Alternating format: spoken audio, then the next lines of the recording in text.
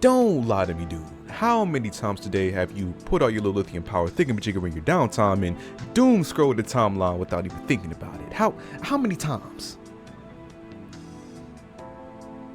You did it before you got here, didn't you? Attention span is a phrase you've probably heard in negative reasoning more times than you can count for the past few years, yet probably haven't seen that much being practiced in real time. Everything is damn near being spoon-fed to us in the fastest way possible when it comes to the internet and, whatever the hell else is behind the screen. It's somehow an epiphany for how far technology has come while simultaneously being the catalyst for the downfall of our species. This shit is fascinating. And as you can imagine, gaming is literally one of the biggest subsets of modern technology. So we've definitely seen the effects of this need it all right now crackhead behavior within the video game industry.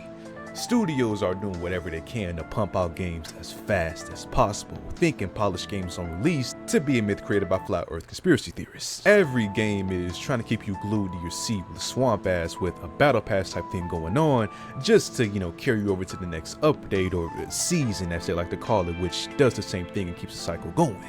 And it's all just a big effort to keep you paying money and to keep that Steam to be charted above a certain player count for the studio's own self-aggrandizement. But don't get it twisted, games aren't easy to make, and there's some games out there that literally depend on keeping a steady player base like MMO titles or, online multiplayers with matchmaking. So you can see the appeal in trying to push out as much content for a game that a team of developers work hard on, or in most cases have deadlines from shitty publishers. But the trend of having everything be made for a game in a short period of time has set unrealistic goals for a lot of games, which we've seen can result in titles crashing and burning like Burnout Racing cutscenes. The fact of the matter is that not every game needs to have, all the content outside of the base game handed to the players in the first patch or two after the game drops. That's just not realistic. And unfortunately, a lot of people, including official game studio CEOs like, Raphael Van Leerop, share beliefs in this sometimes unrealistic goals when talking about the recent release game of Manor Lords.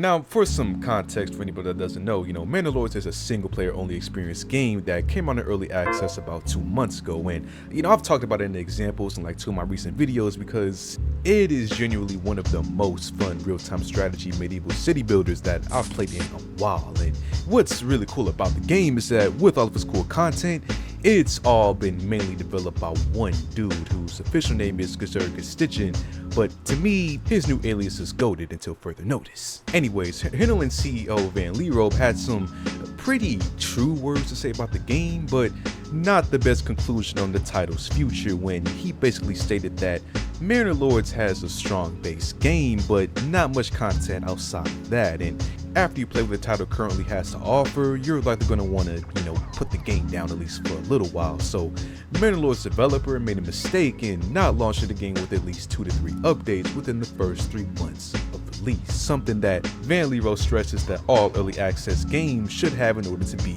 successful.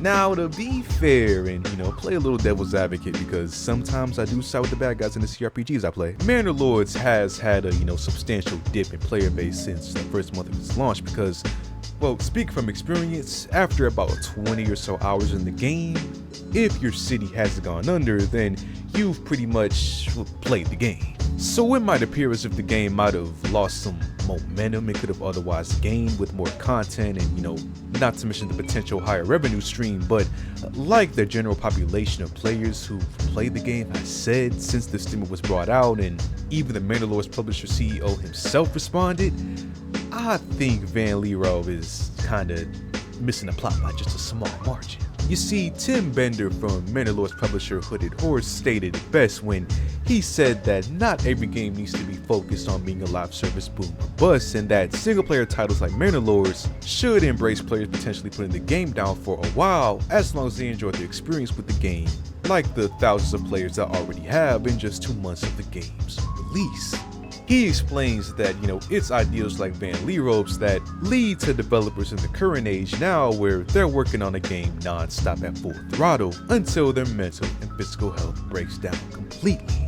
And that is just a sad norm to see in the industry where, release rate triumphs over quality. But on top of that, I hate to restate the obvious, but The game also has a big ass blue tag on the Steam page that says early access that some games usually have on for years. So right now, the game is likely only a fraction of what it'll truly be when it officially releases. So, you know, who's to say that the growth won't be bigger for an even more polished full release game in the future than for one right now that burns out the developer long before we even reach that point.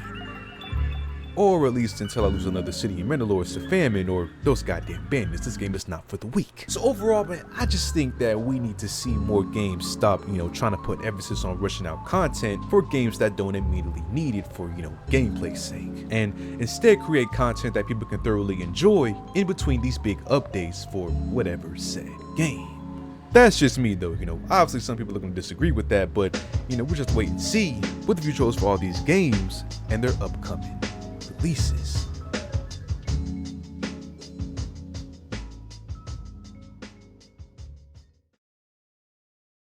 So what do you guys think about Mandalorians and, you know, all this takes on games, you know, not rushing out content? Feel free to leave a comment down below. As always, if you like the video, subscribe if you're not already. And you know what I'll see.